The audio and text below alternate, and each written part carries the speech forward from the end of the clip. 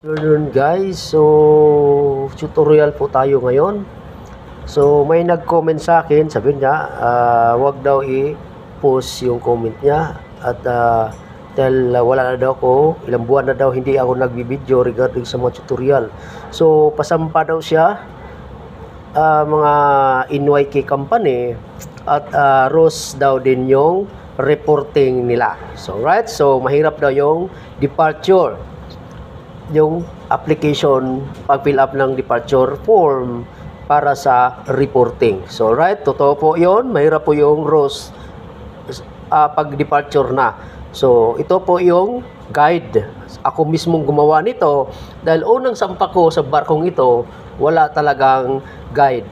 So, good afternoon guys, this is RJ Lacotiro. So for today's videos, para ito sa bagong pasampa na bagong opisyal sa barko na ang kanyang sasampahan ay NYK company.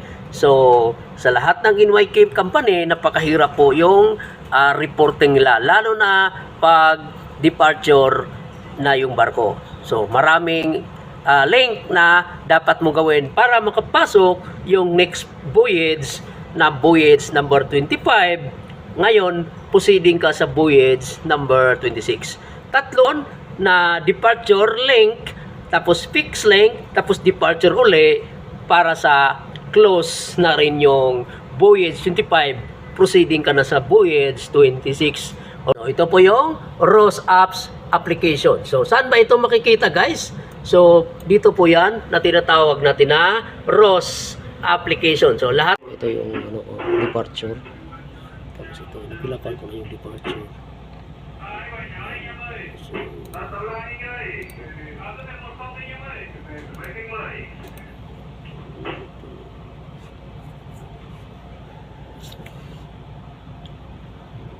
ito yung departure, so departure arrival. So napilapan ko ito yung departure, ito yung napilapan ko yun. So first departure na GM, so GM 3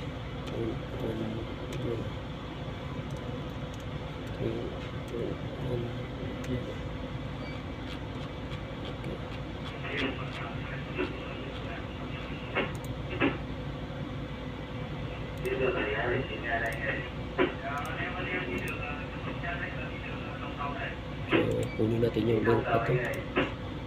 Yan po yung link. Ito sa isang link. So ngayon ito na okay na yung departure. Ito yung departure. Yung link, nandun na yung link. Yung link din nandito na. Yan, ito yung link. So ngayon dito na tayo, okay na, click natin yung fix.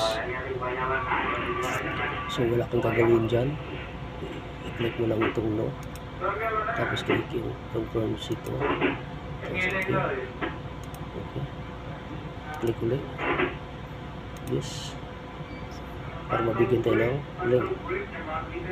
So ito na, departure fix, kunin natin yung fix na link. So lagyan natin dito. So yun na, so tatlo, departure fix ko lang pa isa. So close mo natin, open ulit, look departure. So ang gagawin mo dito, posisyon ng chan mo. Ito yung pangatlong departure. So okay na. So ang gagawin mo lang dito, input mo yung next port position, saka distance, tapos required speed, date of arrival, tapos zone. So pagkatapos yun, so pinapan mo yun lang yung next port lang, position, saka ETA, signal. Okay, so click mo itong file. 5.5. So ayun, ito yung departure. So click nyo yan.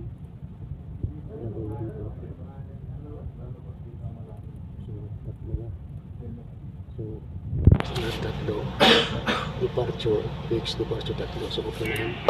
So yan po yun sa OS.